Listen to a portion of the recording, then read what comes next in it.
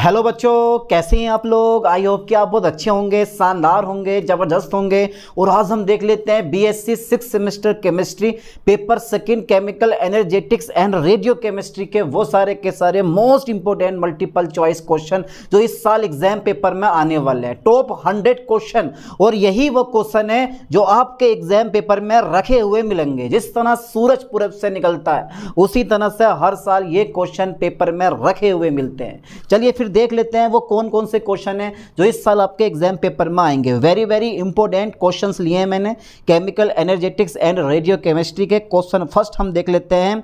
भैया ये आपने कभी पढ़ा होगा, PKW का 298 केल्विन का मान है। ये ध्यान देना, ये ऐसे होता है P और ऊपर लगा हुआ होता है KW, ठीक है। PKW का 298 केल्विन का मान है। जल्दी बताओ फास्टली कितना मान होता है। तो D option is a right, ठीक है। प्रीवियस पेपर में बहुत सारे क्वेश्चन ये वाले आए हुए हैं, ठीक है। उठा के देख लेना आप, ठीक है। चलिए देख लेते हैं नया question. Okay sir, question number 2 है दुर्बल अम्ल दुर्बल क्षार के लिए जल अपघटन नियतांक है। दुर्बल अम्ल और दुर्बल क्षार के लिए जल अपघटन नियतांक है। जल्दी बताओ कितना होगा बेटा। तो इसका राइट ऑप्शन होगा हमारा वी नंबर, ठीक है। KW/K गुणा KB, ठीक है सर, लगा दिया, ठीक। अच्छा क्वेश्चन नंबर 3 है जो आपका स्ट्रॉन्ग इलेक्ट्रोलाइज्ड होता है ना, यानी कि प्रबल विद्युत अपघट्टों के लिए बिक्टन की सीमा है। बहुत इंपॉर्टेंट क्वेश्चन है। अब देख लो किस तरह के क्वेश्चन प्रीवियस पेपर में आए हुए हैं, ठीक है। कुछ ही क्वेश्चन ऐसे होंगे जो आपके मॉडल में मिलते जुलते होंगे, वरना सारे क्वेश्चन थ्योरी से रखे हुए हैं। चलिए, प्रबल विद्युत अपघट्टों के लिए बिक्टन की सीमा है 1 है, 0 है, 1 से ज़्यादा होगी या 1 से कम होगी। भैया 1 होगी, ठीक है। ऑप्शन नंबर ए पे लगा दो। अच्छा क्वेश्चन नंबर 4 है हमारा, बड़ा शानदार क्वेश्चन है, बड़ा ज़बरदस्त क्वेश्चन है। ऐसे क्वेश्चन बड़े कम देखने के लिए मिलते हैं। जल में 1 गुणा 10 की घात -8, ये 1 गुणा 10 की घात -8 है बेटे, ये ध्यान देना। यानी कि जल में 1 गुणा 10 की घात -8, ठीक है। मोलर HCl का pH मान होगा हमेशा 7 से कम आता है, 6.9 के आसपास में। तो यहाँ पर आप लगा दो, ठीक है, 7 से थोड़ा सा कम। चलिए आगे बढ़ाते हैं। क्वेश्चन नंबर 5 है सबसे व्यापक रूप में उपयोग किए जाने वाला संदर्भ इलेक्ट्रोड है। तो आप एक बार चुन के देखें कौन सा ऑप्शन इसका राइट लग रहा है। देखो ऐसे क्वेश्चन तो आप खुद से दिमाग से अपने आंसर लगा सकते हो कि सर ये वाला होगा, ये वाला होगा, ये वाला होगा, तो कभी मार सकते हो। A नंबर गैस इलेक्ट्रोड है, B नंबर मानक हाइड्रोजन इलेक्ट्रोड है, एंड C नंबर कोलोमल इलेक्ट्रोड है, D नंबर आयन चयनात्मक इलेक्ट्रोड है। तो सबको लग रहा होगा कि इसका ऑप्शन B नंबर है, मानक हाइड्रोजन इलेक्ट्रोड। यही लग रहा है ना। हर अधिकांश बच्चे इसी पे टिक लगा कर आते हैं अगर ये क्वेश्चन पेपर में फंसता है तो। और जो प्रीवियस पेपर में आया हुआ क्वेश्चन है तो वो बच्चे भी क्या करके आए हैं, इसी B नंबर पे टिक लगा कर आए हैं। जबकि क्या होता है हमारा, ये होता है कोलोमल इलेक्ट्रोड, व्यापक इलेक्ट्रोड होता है ये, ठीक है। ओके क्वेश्चन नंबर 6 है, बड़ा शानदार क्वेश्चन है बेटा, बड़ा दमदार क्वेश्चन है, शानदार क्वेश्चन है। शीशे की विशिष्ट उष्माधारिता 0.13, ठीक है यार, 0.13 जूल पर ग्राम केल्विन है। 15 ग्राम शीशे का तापमान 22 डिग्री सेल्सियस से 37 डिग्री सेल्सियस तक बढ़ाने के लिए कितनी उष्मा की आवश्यकता होगी, वो भी काय में है, जूल में। तो A नंबर पे टिक लगा दो बेझिझक, खड़ाओ, आगे पढ़ने की जरूरत ही नहीं है। अच्छा सर क्वेश्चन नंबर 7 है उदासीनीकरण उष्मा 13.7 केल्विन कैलोरी से कम होती है।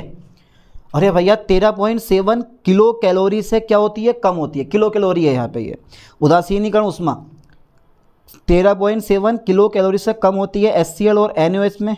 भैया ये भी पावरफुल यानी कि स्ट्रॉन्ग इलेक्ट्रोलाइज्ड है। B नंबर भी स्ट्रॉन्ग इलेक्ट्रोलाइज्ड है, एंड C नंबर भी स्ट्रॉन्ग इलेक्ट्रोलाइज्ड है। लेकिन D नंबर क्या हमारा, वीक इलेक्ट्रोलाइज्ड होते हैं, यानी कि एसिटिक अम्ल और NH4OH होता है यहाँ पे, ठीक है। यहाँ पे 2 आ गया है, NH4OH होना चाहिए था यहाँ, ठीक है। तो D नंबर पे टिक लगा दो। Okay sir. अच्छा क्वेश्चन नंबर 8 है एंट्रोपी इस दौरान घटती है। जल्दी बताओ बेटे, एंट्रोपी किस दौरान घटती है। घटती तो है पर घटती किस दौरान है, जल्दी बताओ। तो लिखा हुआ है इसमें लोहे में जंग लगना, B नंबर है बर्फ़ का पिघलना, C नंबर है कपूर का वाष्पीकरण, एंड D नंबर है घोल से ग्लूकोज का क्रिस्टलीकरण। तो क्या लग रहा है आपको, इसका D number is the right option, ठीक है। चलिए मैं आगे बढ़ाता हूँ। क्वेश्चन नंबर 9 है उष्मा क्षेपी अभिक्रिया में एंथैल्पी में परिवर्तन होता है। ठीक है। यहाँ पे 3 लिखा गया, 3 नहीं है बेटा, ये हटा दियो, ठीक है। उष्माक्षेपी अभिक्रिया में एंथैल्पी में परिवर्तन होता है। ध्यान देना, उष्माक्षेपी अभिक्रिया के लिए डेल्टा एच का मान निगेटिव आता और उष्मा शोषी अभिक्रिया के लिए डेल्टा एच का मान पॉजिटिव आता। हो सकता है आपके एग्जाम पेपर में उष्मा शोषी रिएक्शन पूछ ले, ठीक है, तो यहाँ बी का मान आपके लिए हो गया नेगेटिव लिखोगे। सर लिख दिया, आगे बताओ।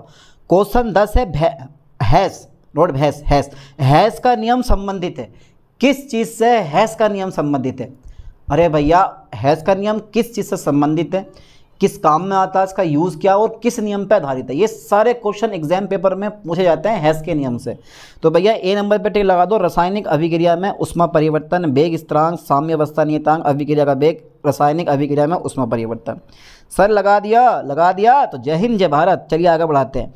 एक आदर्श गैस के लिए, अरे वाह, Cp आना चाहिए था यहाँ पे, Cp और Cv, ठीक है। एक आदर्श गैस के लिए Cp एवं Cv इस प्रकार संबंधित है। सबको पता, मुझे बताने की जरूरत नहीं है। Cp और Cv में क्या संबंध होता है भाई? अरे आप बताओ। अरे यार, आप तो इतने इंटेलिजेंट है। Cp minus Cv equal to R, ये बिल्कुल राइट है, ठीक है, करेक्ट। इसमें Cp बड़ा होता है या Cv बड़ा होता है? अब दिमाग घूम गया। अरे जल्दी बताओ। अरे भैया, Cp बड़ा होता है Cv से। क्यों बड़ा होता है? जब भी इंटरव्यू होता है ना, ऐसे क्वेश्चन निकाल लेते हैं, अंदर ही अंदर, बच्चा घूम जाता है। कहाँ से देवे, 1-2 क्वेश्चन का आंसर दे देगा। चलिए आगे देखते हैं। क्वेश्चन नंबर 12 है हमारा, निम्नलिखित में से किसमें तापमान घटता है? रुद्रोष्म संपीड़न में, रुद्रोष्म विस्तार में, समतापी संपीड़न में, समतापी विस्तार में। क्या लग रहा है? अच्छा, कुछ बच्चों के दिमाग में ऑप्शन सी और डी आ रहा है, जल्दी बताओ। अच्छा, कौन कौन से बच्चे ऐसे हैं जिनके दिमाग में ऑप्शन सी और डी आ रहा है? अबे यहाँ पे ताप समान है, समतापी मतलब ताप समान है, इनसे नहीं बोलना, सी और डी से तो बिल्कुल नहीं बोलना है। ताप समान है, ताप पे ना कोई प्रभाव, ना घटेगा ना बढ़ेगा। लेकिन बचा क्या हमारा? ए और बी नंबर, रुद्रोष्म संपीड़न और रुद्रोष्म विस्तार। तो संपीड़न होगा तो भैया टेम्परेचर बढ़ेगा, तो एक ही ऑप्शन बचा हमारे पास, रुद्रोष्म विस्तार में ताप क्या होता है? हमेशा घटता है। क्वेश्चन 13 हमारा आ गया है, निम्नलिखित में से कौन सा एक गहन गुण है? एक विस्तरण गुण होता है और एक गहन गुण होता है, ठीक है। तो गहन गुण है तापमान, प्रस्तनाभ, श्यानता, ऊपर सभी लगा दो, ठीक है, बेझिझक। लगा दिया सर, लगा दिया, ओके। अच्छा, ये क्वेश्चन बड़ा इंपॉर्टेंट है, देखो आए हुए क्वेश्चन है, प्रीवियस पेपर में सारे क्वेश्चन आए हुए हैं ये, ठीक है। अब आपको कैसे करना है वो देख लो तुम। पिरवल अम्ल एवं पिरवल क्षार की उदासीनीकरण उष्मा निम्नलिखित अभिक्रियाओं में किसके डेल्टा एच के बराबर है? H plus OH minus sign equal to H2O। तो ए नंबर पे टिक लगा दो, राइट ऑप्शन है, ठीक है, आगे पढ़ने की जरूरत ही नहीं है। अच्छा, क्वेश्चन 15 आ गया हमारा, सभी तत्वों की मानक अवस्थाओं में एंथैल्पी होती है। जितने भी एलिमेंट होते हैं स्टैंडर्ड स्टेट में, उनकी एंट्रोपी कितनी होती है और एंथैल्पी कितनी होती है? बेटा 0 होती है, हमेशा याद कर लो ठीक से, ओके। अच्छा, क्वेश्चन 16 है हमारा, जल की वह अवस्था जिसकी प्रतापी सबसे कम है वह है। यार प्रतापी थोड़ा क्वेश्चन गलत लग रहा है, लेकिन क्या है कि इसका आंसर हमारा ए नंबर आएगा, ठीक है। चलिए आगे बढ़ाते हैं। क्वेश्चन 17 है हमारा, फ्रीज और उष्मा पंप किसके सिद्धांत पर कार्य करते हैं? उष्मा गति के प्रथम नियम पे, उष्मा गति के द्वितीय नियम पे, तृतीय नियम पे, या उष्मा गति के शून्यवां नियम पे? तो ये हमेशा बी नंबर, उष्मा गति के द्वितीय नियम पे कार्य करते हैं उष्मा पंप, फ्रीज और उष्मा पंप, ठीक है। अच्छा, ये बताओ, और रुद्रोष्म प्रेरक में एंट्रोपी परिवर्तन हेतु डेल्टा एस जो है वो 0 से बड़ा होगा कब? जब जब जब जब तक है जान। ए नंबर केवल 1, बी नंबर 1 और 4 केवल, सी नंबर 2 और 4 केवल, 1, 2, 3 केवल, डी नंबर पर टिक लगाओ 1, 2, 3 केवल। अच्छा, ये बताओ, रुद्रोष्म प्रेरक का मतलब तो समझते हो, जिसमें उष्मा जो होती है ना, हीट का आदान प्रदान नहीं होता, Q इक्वल टू 0 होता है, वहाँ पे Q का मान 0 होता है। इसमें ढूंढ लो Q है। और अरे ये रुद्रोष्म परिवर्तन तो आपका पता ही होगा, जहाँ पर उष्मा का आदान प्रदान नहीं होता है वो परिवर्तन हमारा क्या होता है? रुद्रोष्म परिवर्तन होता है। तो यहाँ पे B का मान क्या है? Q बराबर 0 होता है, राइट ऑप्शन। चलिए आगे बढ़ाता हूँ। अच्छा, क्वेश्चन नंबर 20 है, मोलर चालकता का मात्रक होता है साइमन सेंटीमीटर स्क्वायर प्रति मोल या साइमन मीटर स्क्वायर प्रति मोल। ए नंबर पे टिक लगा दो, बेझिझक। ऐसे क्वेश्चन बड़े इजी होते हैं, पूछ लेता है पेपर में, ठीक है। अच्छा, 25 डिग्री सेल्सियस ताप पर HCl CH3COONA एवं NI की मोलर चालकताएं क्रमशः हैं 26.1, 91.0, 126.45 साइमन मीटर स्क्वायर प्रति मोल हैं। तो CH3COOH के अनंत अनुता पर मोलर चालकता ज्ञात कीजिए। ये जो है तुम देख रहे हो ना, ये लैम्डा 0 है। लैम्डा को आप ऐसे भी शो कर सकते हो, और लैम्डा को आप ऐसे भी शो कर सकते हो ये, ठीक है। तो दो तरीके से होता है, ठीक है। तो ऐसे शो करते हैं इसको। तो ये तो हो गया तुम्हारे पास मोलर चालकता। ये 1 मिनट ये तुम्हारे पास हो गई मोलर चालकता। अगर 0 लगा दोगे तो ये हो जाएगी अनंत अनुता पर मोलर चालकता, ठीक है। चलिए हटाते हैं इस चीज़ को। ओके सर, तो इसका राइट ऑप्शन है बी नंबर पे टिक लगा दो। सबको गुणा भाग जोड़ घटा के ये बी नंबर आ जाएगा इसका, आप खुद से निकाल लेना, ठीक है। फॉर्मूला हमारा कौन सा लगेगा, इन दोनों को जोड़ दो, नमक को घटा दो, ठीक है। एच, हाँ, HCl plus CH3 COON minus NaCl करके ना आंसर आ जाएगा इसका। क्वेश्चन नंबर 22 है हमारा। चलिए देखते हैं, परमाणु बम प्रयुक्त होने वाला, यानी कि परमाणु बम में प्रयुक्त होने वाला यूरेनियम का समस्थान है क्या। परमाणु बम अभी बज गए, अभी पाकिस्तान हिंदुस्तान में लड़ाई होने वाली है, परमाणु बम छिड़ने वाले थे, बज गए है भाई। अरे ना, ऐसे ना होता है यार, ठीक है। ऐसा मत सोचना कि एटॉमिक ब्लास्ट हो जाएंगे कहीं ना कहीं, ऐसा नहीं होता, बहुत लंबा मैटर होता है इसका। 92 यूरेनियम 235 सी नंबर पे टिक लगा दो, ठीक है। ओके, अच्छा, डेल्टा TF अपॉन KF प्रदर्शित करता है, ये सबको पता है, ये आप 12th क्लास से पढ़ते आ रहे हैं। ये तो बड़ा सिंपल सा क्वेश्चन है, इसे कक्षा 5 का इतना बड़ा बच्चा बता देगा कि इसका राइट ऑप्शन सर ये वाला है। ए नंबर मोलरता, नॉर्मलता, मोललता, इनमें से कोई नहीं, तो भैया कनेक्शन होता है इसका मोललता से, ठीक है। ओके, अच्छा, क्वेश्चन नंबर 24 है, जल अपघटन परिक्रम होता है, तो ये उष्माक्षेपी भी हो सकता है, उष्माशोषी भी हो सकता है, यानी कि या तो उष्माक्षेपी या उष्माशोषी। आप सी नंबर पर टिक लगा दें, ठीक है। ओके। अच्छा, क्वेश्चन 25 से फोटोन की ऊर्जा डिपेंड करती है। फोटोन की ऊर्जा काय पे डिपेंड करती है, आपका एक फॉर्मूला पढ़ रखा है आपने, E बराबर hν, ठीक है। E बराबर hν, तो फोटोन की ऊर्जा आवृत्ति पे डिपेंड करती है। आवृत्ति बढ़ने पर फोटोन की ऊर्जा बढ़ती है, आवृत्ति घटने पर फोटोन की ऊर्जा घटती है, ठीक है। तो यहाँ पर आप लिख देना बी नंबर फोटोन की आवृत्ति पर। ओके, अरे आप महान हो, आप इंटेलिजेंट हो भाई, आप सब पढ़कर कोई नहीं। क्वेश्चन 26 में आ गया हमारा, आपतित प्रकाश के बंद करने के बाद भी घटित होने वाले परिक्रम को कहते हैं प्रतिदीप्ति, स्फुरदीप्ति, समन, प्रकाश सुग्राहीकरण। बी नंबर पर टिक लगा दो, स्फुरदीप्ति लगा दिया सर। 27वां क्वेश्चन हमारा आता है, जुगनू देखें, जुगनू आजकल तो जुगनू बहुत कम हो गए हैं, लेकिन हमारे टाइम में बता रहा हूँ, अब से 10-15 साल पहले जुगनुओं की भरमार रहती थी। इतना जुगनू था कि चारों तरफ रात के टाइम में चमकते हुए दिखाई देते थे, ठीक है, जुगनू जिसे बोलते हैं। तो यहाँ जो है जुगनुओं में चमक एक प्रोटीन ल्यूसीफेरोन का वायु तथा नमी से दहन के कारण उत्पन्न होती है। ये घटना कहलाती है रासायनिक संदीप्ति, ठीक है। ओके, अच्छा, क्वेश्चन 28 है, प्रकाश रासायनिक अभिक्रिया H2 + Br2 change to 2HBr के लिए क्वांटम लब्धि है, कितनी होती है। H2 + Br2 plus change to 2Br है यहाँ पे, ये ध्यान देना, ये रिएक्शन थोड़ी सी मिस्टेक है, ये ऐसा करके 2HBr होता है ये, ठीक है, 2HBr के लिए, ठीक है। क्वांटम लब्धि एंथैल्पी कितनी होती है, ऐसे क्वांटम लब्धि कितनी होती है, सी पे आप टिक लगा दो, is the right option, C number, ठीक है, 10 होती है। ओके सर, अच्छा, क्वेश्चन नंबर 29 है, निम्नलिखित में से कौन प्रकाश संश्लेषण अभिक्रिया में क्या बेटा, ये जल्दी बताओ, सुग्राही कारक की तरह कार्य करता। O2, H2O, CO2, chlorophyll. तो प्रकाश संश्लेषण में क्लोरोफिल की अहम भूमिका होती है, ठीक है। ओके, क्वेश्चन नंबर 30 है हमारा, लाइन पे ध्यान देना, पूर्णतः आयनित K3FeCN का होल 6। अच्छा, इसका IUPAC नाम बताओ, कौन बताएगा, जल्दी बताओ। इसका IUPAC नाम है पोटेशियम हेक्सासाइनोफेरेट सेकेंड का बांट हाफ गुणांक कितना होगा। तो वियोजन के बाद कणों की संख्या अपॉन वियोजन से पहले कणों की संख्या, ठीक है। तो यहाँ वियोजन हो रहा है तो भैया 1 से ज़्यादा आना चाहिए, कितना होता है, बी का मान 4 आएगा यहाँ पे, ठीक है। ओके, क्वेश्चन नंबर 31 है, लाइन पे ध्यान देना, बिलियन का कौन सा जोड़ा समपरासारी है। समपरासारी मतलब एक ऐसा युग्म आपको ढूंढना है जिनके परासरण दाब बराबर हो, ठीक है।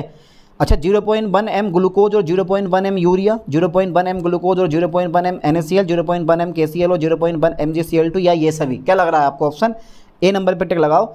ग्लूकोज और यूरिया का परासरण दाब बराबर होता है, इसलिए ये दोनों के दोनों क्या होंगे, समपरासारी होंगे। बाकी देख लो, आयनों की संख्या सब में अलग है। ग्लूकोज का बी नंबर में ग्लूकोज का आयनन नहीं होता, लेकिन NaCl का आयनन होता है। इधर KCl का आयनन होता है, पर 2 आयन है, K + N Cl-, इधर MgCl2 में 3 आयन है। तो यहाँ पे जो है आयनों की संख्या चेंज हो रही है, समपरासारी में आयनों की संख्या या अणुओं की संख्या बराबर होती है, ठीक है। चलिए मैं हटाता हूँ इस चीज़ को।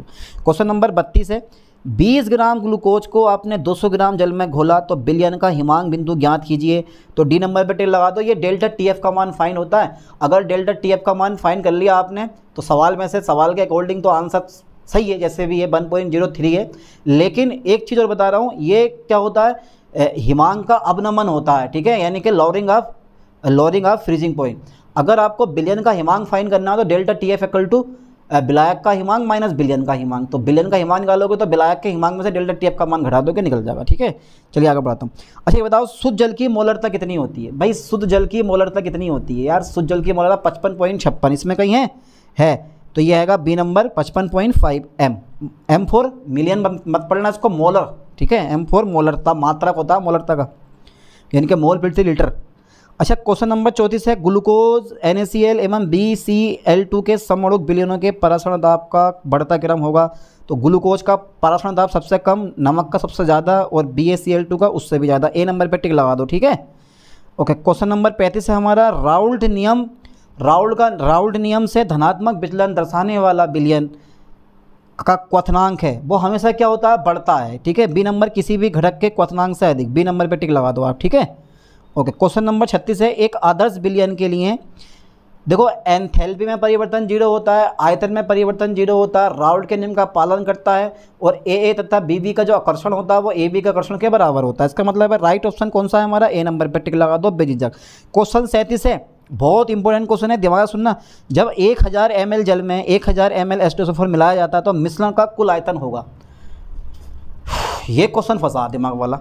जब 1000 ml जल में 1000 ml H2SO4 मिलाया जाता है तो मिश्रण का कुल आयतन होगा। यहाँ समझ जाना कोई ना कोई मामला है। अधिकांश बच्चे 2000 ml के बराबर लगा के आएंगे कि 1000 + 1000 = 2000, पर होता नहीं है। ये ध्यान देना, होता नहीं है। क्यों नहीं होता उसका भी रीज़न आता।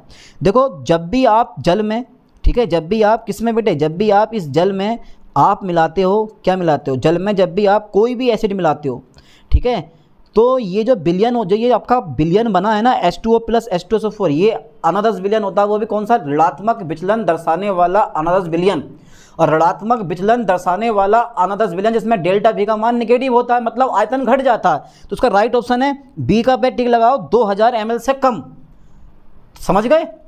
क्योंकि ऋणात्मक विचलन दर्शाने वाला अनादर्श विलयन जो होता है उसमें डेल्टा V का मान नेगेटिव होता है, मतलब विलयन का आयतन घट जाता है। तो यहाँ पे 2000 ml से कम हो जाता है। ठीक है, ओके सर, ओके। है मामला पेचीदा सवाल का यार, सवाल इंपॉर्टेंट है पर मामला बड़ा पेचीदा। नीट वाला क्वेश्चन है, नीट में पूछता है ऐसे क्वेश्चन। अणुसंघ के गुणधर्म निर्भर करता है विलयन में घुले विलय कण की प्रकृति पे तो कभी डिपेंड करता नहीं है। विलय के रासायनिक गुण प्रकृति पे डिपेंड नहीं करता। अणुसंघ के गुणधर्म ध्यान देना, विलायक के कणों पे भी डिपेंड नहीं करता, बस विलय के अणुओं की संख्या पे डिपेंड करता है। तो विलयन में विलय कणों की संख्या, आप बी नंबर पर टिक लगाओ, विलय के कणों की संख्या पर अणुसंघ के गुणधर्म निर्भर करते हैं। क्वेश्चन नंबर 39 है, जल के लिए मोलल अवनमन स्थिरांक की गणना कीजिए यदि बर्फ के गलन की गुप्त उष्मा 0 डिग्री सेल्सियस पर 80 कैलोरी पर ग्राम है। तो ध्यान देना, जल के लिए मोलल अवनमन स्थिरांक हमेशा 1.86 आता है। बेझिझक आप यही आंसर लगा देना ए नंबर पे, 1.86। ठीक है, अच्छा क्वेश्चन नंबर 40 है, एक रेडियोधर्मी पदार्थ 90 परमाणु क्रमांक है, इसका परमाणु भार 232 दे रखा है, नाभिकीय 6 पश्चात एक स्थिर तत्व 82 बाई 208 यानी कि लेड होता है। ये बाई 208 परमाणु भार दे रखा है, 208 देता है। इस प्रक्रिया में उत्सर्जित अल्फा तथा बीटा कणों की संख्या क्रमशः होगी। बी नंबर पर टिक लगा दो, 6 और 4 होगी। ठीक है, आगे बढ़ाते हैं। क्वेश्चन नंबर 41 है, थायराइड का निदान निम्न में से किस रेडियोधर्मी समस्थानिक के प्रयोग से होता है? आयोडीन 131 के प्रयोग से होता है। ठीक है, क्वेश्चन नंबर 42 है, गीगर मुलर नली है, बादल, गैस आयनित कक्ष, स्पेक्ट्रोफोटोमीटर, इनमें से कोई नहीं, तो गैस आयनित कक्ष होता है। ठीक है, अच्छा सर आगे बता दो। क्वेश्चन नंबर क्रोमियम 53 निम्नलिखित में से किसके बीटा 6 द्वारा उत्पन्न होता है? अरे वाह क्या बात है, बीटा 6 समझते हो ना? अरे सर ना समझा तो समझ के समझो, -1 बीटा 0। ठीक है, जैसे बीटा कण बाहर निकला एक परमाणु क्रमांक क्या होगा? बढ़ जाएगा। इसका मतलब है क्रोमियम 54 से। ओ माय गॉड, गलत हो गया, बेरिलियम 53 से। ठीक है, तो परमाणु भार में कोई चेंज नहीं होगा, लेकिन परमाणु क्रमांक में 1 की वृद्धि हो जाती है बीटा कण 6 के दौरान। ठीक है, आगे बढ़ाते हैं। क्वेश्चन नंबर 44 है, रेडियो कार्बन रेटिंग का उपयोग निम्नलिखित में से किसके लिए किया जाता है? वस्तु की ऊंचाई जानने के लिए। बी नंबर है वस्तु का भार जानने के लिए। सी नंबर है वस्तु की आयु जानने के लिए। डी नंबर है ऊपर सभी। तो सी पे टिक लगाओ, वस्तु की आयु जानने के लिए। हम राइट, ओके। अच्छा क्वेश्चन नंबर 45 है, दाब बढ़ाने से अधिशोषण बढ़ता है? अरे बिल्कुल सही है यार, ताप बढ़ाने से अधिशोषण घटता है यार, ये भी सही है। अधिशोषण एक परती या बहुपरती हो सकता है यार, ये भी सही है। ठीक है, ये तो पढ़ा है आपने। लैंगम्यूर अधिशोषण समतापी एक प्रति पे होता है, एक प्रति पे डिपेंड करता है, यानी कि अधिशोषण की एक प्रति पे डिपेंड करता है। तो अधिशोषण का कण आकार अधिशोषण को प्रभावित नहीं करता। डी नंबर पे राइट ऑप्शन है, यही टिक लगा दो। क्वेश्चन 46 है, निम्नलिखित में से कौन सा कथन भौतिक शोषण की सीमा के संबंध में सत्य है? ए नंबर तापमान बढ़ने के साथ बढ़ता है, बी नंबर सतह क्षेत्रफल बढ़ने के साथ घटता है, वन वाल बलों की ताकत में वृद्धि साथ घटता है। अरे भैया, भौतिक अधिशोषण हमेशा ताप बढ़ाने पर क्या होता है? घटता है। डी नंबर पे टिक लगा दो। अच्छा, क्वेश्चन 47 है। अरे भैया, क्वेश्चन 46 आ गो। ठीक है सर, क्वेश्चन 47 है हमारा, थोड़ा सा मैंने ऊपर करा। द्रव स्नेही कोलाइड की रक्षात्मक शक्ति को निर्धारित करने के लिए इस्तेमाल किए जाने वाला शब्द है जमाव मूल्य या स्कंदन मूल्य या फिर ऑक्सीकरण संख्या या सी नंबर है स्वर्ण संख्या। इनमें से कोई नहीं, स्वर्ण संख्या, गोल्ड नंबर। गोल्ड नंबर की परिभाषा किसी को याद है? अरे है, सबको याद है, सब इंटेलिजेंट है। अच्छा, क्वेश्चन नंबर 48 है, निम्नलिखित में से कोलाइड का कौन सा गुण कण के आवेश पर डिपेंड नहीं करता है? वैद्युत कण संचलन, जमावट, स्कंदन जिसे बोलते हैं, टिंडल प्रभाव, उपरोत्सर्जन। टिंडल प्रभाव कभी भी आवेश पे डिपेंड नहीं करता, वह प्रकाश की तीव्रता पे डिपेंड करता है, कणों के आकार पे डिपेंड करता है। तो यहाँ पर आप सी नंबर पे टिक लगा दो। ठीक है, टिंडल इफेक्ट तो पढ़ा होगा आपने, टिंडला, टिंडे मत खा लियो भैया। अच्छा, क्वेश्चन 49 है, किसी द्रव का दूसरे द्रव में परिक्षेपण कहलाता है? अच्छा, दूध क्या है? अरे दूध में वाटर भी होता है और उसमें थोड़े बहुत दही के कण भी होते हैं, मतलब दही यार, दही नहीं यार, दूध के साथ साथ मतलब पानी के साथ साथ में उसमें घी भी होता है। ठीक है, दोनों लिक्विड होते हैं, तो वो पायस होता है, इमल्सन होता है। ध्यान देना, इसको पायस बोलते हैं, यानी कि द्रव का द्रव में विलयन को हम क्या बोलते हैं? पायस कहते हैं, इमल्सन कहते हैं। ठीक है, आगे बढ़ाते हैं। अच्छा, क्वेश्चन 50 है हमारा, द्रव स्नेही कोलाइडी विलयन द्रव विरोधी कोलाइडी विलयन से अधिक स्थायी है, क्योंकि द्रव स्नेही कोलाइडी विलयन के कण जो हैं वो विलायकित हो जाते हैं। ठीक है, आप बी नंबर पर टिक लगा दें। क्वेश्चन नंबर 51 आ गया, निम्नलिखित में से कौन सा बल भौतिक अधिशोषण में शामिल है? वंडरवाल बल, दुर्बल वंडरवाल बल। आप डी नंबर पर टिक लगा दें। ठीक है, ओके। क्वेश्चन नंबर 52 है, 25 डिग्री सेल्सियस पर 10.3 होगा यार, ये है ना, 25 डिग्री सेल्सियस पे 10.3 नॉर्मल एस्ट्रेस। अरे यार माई, 10.3 भी नहीं है यार, ये गलत पढ़ लिया हमने। 10 की घात -3 है, ये है नॉर्मल बिलियन है। 10 की घात -3 नॉर्मल H2SO4 का pH मान होगा, कितना होगा बेटे? 3 होगा ये। ठीक है, राइट ऑप्शन है, 10 की घात -3 लिखा हुआ है ये। Okay sir, okay. Question number 43 है, समीकरण pH = pKa + log Salt upon acid.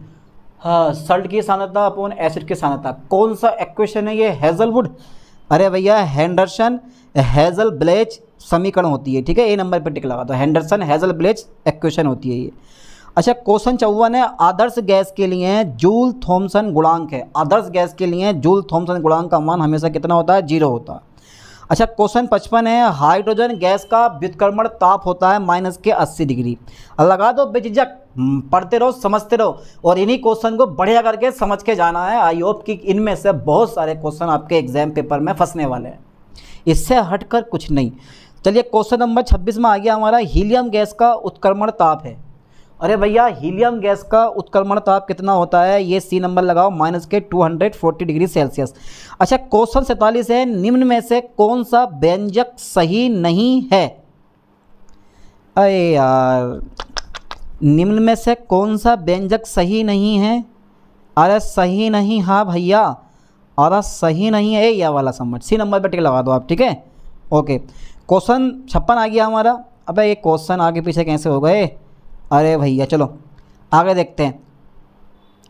Question 56, 57, 58 में होना चाहिए था, 2 क्वेश्चन का अंतर आ गया। चलो कोई बात नहीं है, अरे हमें तो क्वेश्चन पढ़ने से मतलब है, 1-2 क्वेश्चन फालतू सही क्यों। क्वेश्चन 56 आ गया, आदर्श गैस के रुद्धोष्ण प्रसार में डेल्टा U का मान होता है, निश्चित होता है। ठीक है, लाइन पे ध्यान देना। ओके। अच्छा, क्वेश्चन नंबर 57 हमारा आता है, उष्माशोषी अभिक्रियाओं में डेल्टा H का मान होता है। आ गया, देखो जो मैंने शुरू में बताया था कि उष्माशोषी अभिक्रियाओं के लिए डेल्टा H का मान हमेशा कितना होता है? पॉजिटिव होता है। ठीक है, यहाँ पे धनात्मक लगाओ ए नंबर पे। ओके, क्वेश्चन नंबर 58 है, आदर्श गैस के लिए ΔU/ΔV at constant temperature T का मान होगा, कितना होगा बेटे? 0 से अधिक, 0 से कम, 0 या तुम्हारे पास 1 होगा। तो कौन सा ऑप्शन इसका राइट लग रहा है बेटा? 0 होगा। ठीक है, यहाँ पे लगा दो आप सी नंबर पे। क्वेश्चन नंबर 59 है, वो क्वेश्चन नंबर हमारा एक मिनट एक मिनट, क्वेश्चन नंबर हमारा 57, 58 हो गया हमारा, चलिए 59 हो गया हमारा, ये भी हम देख लेते हैं। ओके, जूल थॉमसन गुणांक का व्यंजक है। जूल थॉमसन गुणांक का व्यंजक है यार, जूल थॉमसन गुणांक का व्यंजक है। यहाँ पे आप टिक लगाओ सी नंबर पे, ठीक है। ओके, सी नंबर पे टिक लगाओ, del T upon del P at constant enthalpy H, ठीक है। ओके, अच्छा ये बताओ सी पी का मान सी बी से अधिक होता है क्यों? आर के द्वारा अधिक होता है, ठीक है। ओके ओके ओके, अच्छा क्वेश्चन 61 है, आदर्श गैस के रुद्रोष्म प्रक्रम में डी यू का मान होता है। आदर्श गैस के रुद्रोष्म प्रक्रम में डी क्यू का मान होता है तो भैया 0 होता है, क्योंकि परिवर्तन अचानक होता है, जैसे टायर का फटना, वहाँ पे उष्मा का आदान प्रदान नहीं होता है, ठीक है।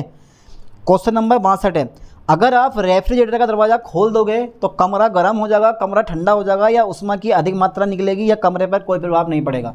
अगर फ्रिज का आपने दरवाज़ा खोल दिया तो कमरा गर्म हो जाएगा, क्या हो जाएगा? कमरा गर्म हो जाएगा, ठीक है। इसमें लिखा हुआ है ये, ए नंबर पे टिक लगा दो। क्वेश्चन बड़ा पेचीदा है यार, मेरा भी दिमाग घूमता है इस क्वेश्चन के ऊपर, कमरा जो है हीट हो जाएगा। क्वेश्चन 63 है, हैस का स्थिर उष्मा संकलन का नियम आधारित है। मैंने शुरू में बताया था कि भैया उष्मा गति के प्रथम नियम पे, सी नंबर लगा दो, ठीक है।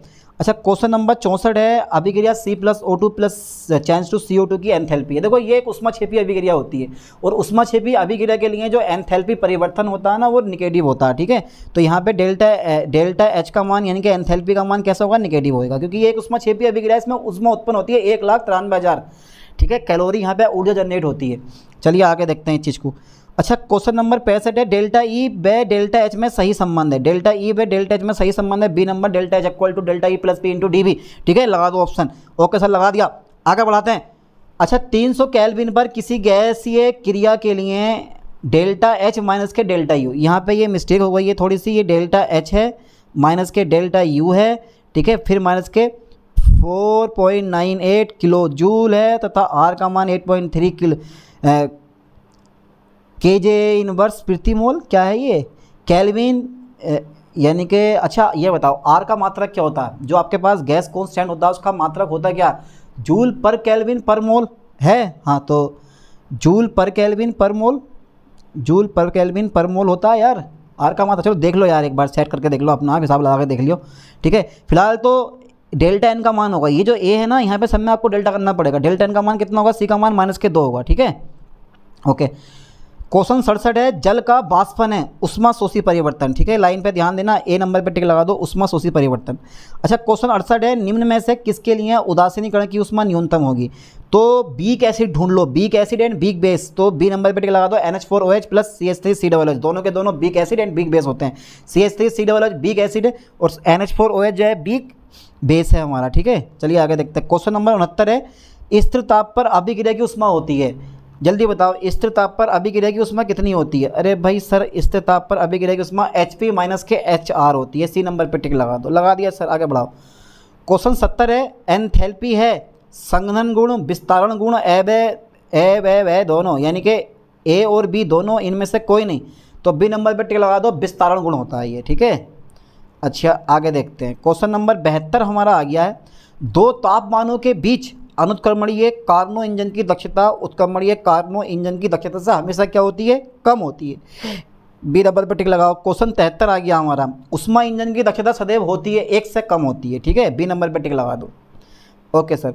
अच्छा क्वेश्चन नंबर 74 है हमारा, कार्नो इंजन की दक्षता 100% होगी यदि सिंक का ताप है।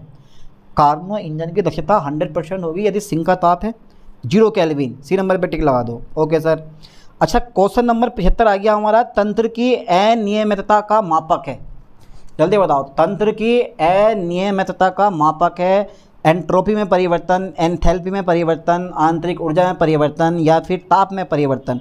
तो ए नंबर पे लगा दो, एंट्रोपी में परिवर्तन, ठीक है। क्वेश्चन 76 है, मुक्त ऊर्जा फलन जी का मान है, तो भैया जी इक्वल टू H माइनस के TS, बी नंबर पे टिक लगाओ, बेझिझक, बहुत इंपॉर्टेंट क्वेश्चन है। ब्रह्मांड की एंट्रोपी, ये आता है क्वेश्चन प्रीवियस पेपर में कई बार आया हुआ क्वेश्चन है, ब्रह्मांड की एंट्रोपी घट रही है या बढ़ रही है या कोई फर्क नहीं पड़ रहा, इनमें से कोई नहीं है, स्थिर रहती है, तो क्या होती है बेटे? बढ़ रही है। ब्रह्मांड की एंट्रोपी लगातार क्या हो रही है? बढ़ रही है। क्वेश्चन 78 है, विशुद्ध क्रिस्टलीय पदार्थ की एंट्रोपी शून्य मानी जाती है किस टेम्परेचर पे? -273 डिग्री सेल्सियस पर, ठीक है।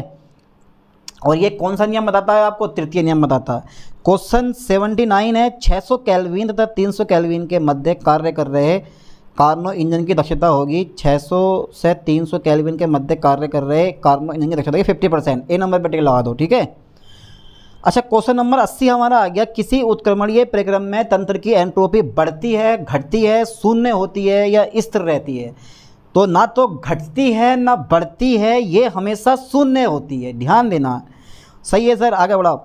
नरनष्ट प्रमेय के अनुसार डेल्टा एच और डेल्टा जी, यहाँ पे फिर से ये ए लिखा गया, यहाँ पे डेल्टा आता है, ठीक है, आप इसको डेल्टा करना। तो delta H equal to delta G में संबंध है, तो डेल्टा एच जो होता है वो डेल्टा जी के बराबर होता है, ठीक है, ओके। क्वेश्चन 82 है, बहुत ज़्यादा इंपॉर्टेंट क्वेश्चन है ये वाला हमारा। एक मिनट देख लेते हैं जरा अभी। एजे भैया क्वेश्चन हमारा ये है कि जूल थॉमसन, यानी कि चलो क्वेश्चन जो भी है यार, क्वेश्चन तो इसमें मैंने लिखा ही नहीं है, भारी मिस्टेक हो गई, इसमें क्वेश्चन लिखा हुआ नहीं है, पर इस क्वेश्चन का आंसर जो है ना वो ए देख लेना, अगर पेपर में आए तो ध्यान देना। इस क्वेश्चन का मतलब क्वेश्चन नहीं लिखा, आंसर लिखा हुआ है, ठीक है, गलत हो गया यहाँ पे, कहीं ना कहीं तो होना चाहिए इसका क्वेश्चन यार, कहीं नहीं है, जो छोड़ो आगे बढ़ाते हैं। क्वेश्चन 83 है, उष्मा गतिकी के तृतीय नियम के अनुसार परम शून्य पर क्रिस्टलीय पदार्थ की एंट्रोपी है। तो उष्मा गतिकी के तृतीय नियम के अनुसार परम शून्य पर क्रिस्टलीय पदार्थ की एंट्रोपी है, शून्य होती है, तृतीय नियम ये तो कहता है आपसे। अच्छा, क्वेश्चन नंबर 84 है, बहुत शानदार क्वेश्चन है, बहुत ज़बरदस्त क्वेश्चन है, ठीक है। अच्छा, स्वाथा प्रक्रम में डेल्टा जी है, धनात्मक, ऋणात्मक, शून्य या धनात्मक या ऋणात्मक, बी नंबर टिक लगा लो, ऋणात्मक, ठीक है, ओके। अच्छा, क्वेश्चन 85 है, delta G equal to delta H minus के टी इंटू डेल्टा एस। यहाँ पे टी ए एस की जगह ना डेल्टा का यूज़ करना आप, ठीक है, ए की जगह डेल्टा आ गए हम। ए बोल्ट्जमान समीकरण है, फ्राडे समीकरण है, गिब्स हेल्महोल्ट्ज़ समीकरण है, तो सी नंबर पे टिक लगा दो, सी नंबर पे टिक लगा दो। एक मिनट, डेल्टा एच टी, तो यार ये वाली जो इक्वेशन होती है ना, ये भी क्या होती है? ये भी गिब्स हेल्महोल्ट्ज़ इक्वेशन होती है। ये जो है ना, ये अगर गिब्स हेल्महोल्ट्ज़ इक्वेशन नाम साहब है तो ये भी होती है, ठीक है, इसको भी आप कर सकते हो। अच्छा, ठीक है, निम्न में से किसकी एंट्रोपी अधिकतम होती है? जल वाष्प की एंट्रोपी अधिकतम होती है, सी नंबर पर टिक लगा दो बेझिझक, जल वाष्प की एंट्रोपी अधिकतम होती है सर, अधिकतम होती है तो होने दो, टेंशन मत लो। क्वेश्चन 87 है, एंट्रोपी अधिकतम की ओर बढ़ रही है और ब्रह्मांड की ऊर्जा स्थिर है। एंट्रोपी अधिकतम की ओर बढ़ रही है, अरे ब्रह्मांड की एंट्रोपी क्या हो रही है? लगातार बढ़ रही है, तो अधिकतम की ओर बढ़ रही है और ब्रह्मांड की ऊर्जा स्थिर है, तो ये कथन है किसका? उष्मा गतिकी के द्वितीय नियम का, ठीक है, ओके सर, ओके। क्वेश्चन 88 है, हेल्महोल्ट्ज़ मुक्त ऊर्जा समीकरण कहलाती है, हेल्महोल्ट्ज़ मुक्त ऊर्जा समीकरण कहलाती है कार्यफलन, ठीक है। अच्छा, निम्न में से कौन सा संबंध सही है? अल्फा इक्वल टू लैम्डा भी प्लस लैम्डा अनंत, अल्फा इक्वल टू लैम्डा भी लैम्डा अनंत, तो यहाँ पे सी नंबर पर टिक लगा दो आप, ठीक है, C number is the right option. अच्छा, क्वेश्चन नंबर हमारा 90 है, निम्न में से कौन सा संबंध सही है? ये पढ़ा है आपने कोलराउस का नियम, कोलराउस के नियम से 1-2 क्वेश्चन आए हुए हैं इसमें, ठीक है, तो यहाँ पे डी नंबर पे टिक लगा दो, ठीक है, यानी कि अनंत अनुता पर मोलर चालकता, ठीक है, चलो जो भी हमें दे रखी है ये, ठीक है, ऐसे तुल्यांकी चालकता दे रखी है अनंत अनुता पर, फिर धनायन की और प्लस ऋणायन की अनंत अनुता पर तुल्यांकी चालकता के योग के बराबर होती है। ओके, आगे बढ़ाते हैं। क्वेश्चन नंबर 91 है हमारा, ओस्टवाल का तनुता नियम लागू नहीं होता। दुर्बल विद्युत अपभट्टे के विलयन पे ओस्टवाल का तनुता का नियम क्या होता है? लागू होता है। ओस्टवाल का तनुता नियम लागू नहीं है भैया, प्रबल विद्युत अपभट्टे पे ओस्टवाल का नियम लागू नहीं होता, वो दुर्बल विद्युत अपभट्टे पे ओस्टवाल का नियम लागू होता है। तो ओस्टवाल का तनुता नियम लागू नहीं होता, प्रबल विद्युत अपभट्टे पे लागू नहीं होता, ठीक है। अच्छा, अनंत अनुता पर दुर्बल विद्युत अपभट्टे का आयनन हो जाता है, अनंत अनुता पर दुर्बल विद्युत अपभट्टे का आयनन हो जाता है, दुर्बल विद्युत अपभट्टे का आयनन हो जाता है, अनंत अनुता पर पूर्ण रूप से हो जाता है, ठीक है। Okay okay. क्वेश्चन 93 है, प्रबल विद्युत अपभट्टे के लिए लागू नहीं होता ओस्टवाल का नियम। देखो आ गया क्वेश्चन, ऊपर वाला क्वेश्चन ये वाला क्वेश्चन दोनों सेम है, यानी कि ओस्टवाल का नियम लागू नहीं होता, प्रबल विद्युत अपभट्टे के लिए लागू नहीं होता, और प्रबल विद्युत अपभट्टे के लिए लागू नहीं होता ओस्टवाल का नियम। बात दोनों, क्वेश्चन दोनों सेम ही है, ठीक है। क्वेश्चन नंबर 94 की बात करते हैं। आयनिक गतिशीलता की इकाई है, आयनिक गतिशीलता की इकाई क्या होती है? जल्दी बताओ बेटा फास्टली। आयनिक गतिशीलता की इकाई होती है हमेशा डी नंबर सेंटीमीटर पर सेकेंड वोल्ट, ठीक है। ओके सर, हो गया। क्वेश्चन नंबर हमारा 95 96 आ जाता है, ओस्टवाल का तनुता नियम है, K equal to alpha square upon 1 minus alpha into B. C number पर टिक लगा दो। ओन सागर समीकरण है, ओन सागर समीकरण का रूप है, सी नंबर, ये भी टिक लगा दो। ठीक है सर, दोनों पे टिक लगा दिया, ओके। क्वेश्चन 97, किस विलयन को तनु करने पर आयन का अभिगमनांक ए बढ़ता है, ए परिवर्तित रहता है, घटता है। बढ़ना घटना आयन की प्रकृति पर डिपेंड करता है। तो यहाँ पर ऑप्शन लगा दो बी नंबर, ए परिवर्तित रहता है हमेशा। लाइन पे फोकस करना है ठीक से, ओके। क्वेश्चन नंबर 99 आ गया, नहीं क्वेश्चन नंबर 98 आ गया। अब खुद से बताओ इसका आंसर क्या। तुल्यांकी चालकता की इकाई क्या होती है भाई, पढ़ाया आपने, तो जल्दी बता दो। तुल्यांकी चालकता की इकाई क्या होती है, ओम इनवर्स सेंटीमीटर स्क्वायर तुल्यांकी इनवर्स। बी नंबर पे टिक लगा दो बेझिझक, ओके। क्वेश्चन नंबर 99, किसी आयन का अभिगमनांक सदैव धनात्मक होता है, ऋणात्मक होता है, शून्य होता है, ऋणात्मक धनात्मक दोनों होते हैं। तो भैया सदैव कैसा होता है, धनात्मक होता है, ठीक है। अच्छा, क्वेश्चन नंबर 100 है, जल के आयनिक गुणनफल की इकाई है, जल के आयनिक गुणनफल की इकाई है मोल स्क्वायर लीटर स्क्वायर, ठीक है। यहाँ पे डी नंबर पे टिक लगाओ, मोल स्क्वायर लीटर स्क्वायर। तो लगभग कितने क्वेश्चन हो गए, पूरे के पूरे हमारे 100 क्वेश्चन हो गए हैं, ठीक है। और इन 100 क्वेश्चन को आपको अच्छे से तैयार करने हैं, कोई भी क्वेश्चन छोड़ना नहीं है, क्योंकि यही वो क्वेश्चन है जो आपके एग्जाम पेपर में आने वाले हैं। कुछ प्रीवियस ईयर के क्वेश्चन पेपर हैं, कुछ मुड़े हुए कुछ क्वेश्चन हैं, कुछ इंपॉर्टेंट क्वेश्चन हैं। तो लगभग काफ़ी क्वेश्चन इनमें से आपके फंसने वाले हैं, इसलिए इन लेक्चर को यानी कि इस वीडियो को शुरू से लास्ट तक कवर करके जाना, छोड़ना मत एक क्वेश्चन भी, ठीक है। चलिए मिलते हैं नेक्स्ट वीडियो में नेक्स्ट लेक्चर के साथ। थैंक्स।